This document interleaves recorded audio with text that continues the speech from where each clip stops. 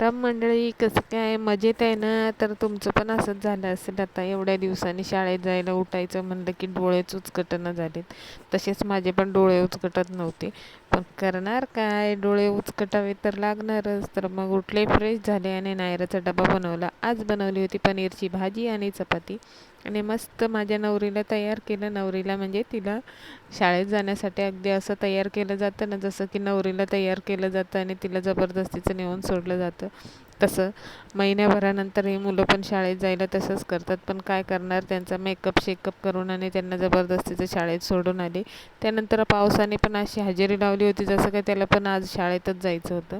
घरी आले, मशीन माझी वाट बघत होती, मग वॉशिंग मशीन लावली. त्यानंतर मस्त असं चहा पिला, एनर्जी बूस्टर. मग एनर्जी आली माझ्यामध्ये आणि मग मी चपात्या करायला सुरुवात केली. आईने शिकवले पाठीवर मारा पण पोटावर नाही, म्हणून सासूबाईंसाठी बेसन बनवलं. तर भेटूया नेक्स्ट व्लॉग. Bye bye.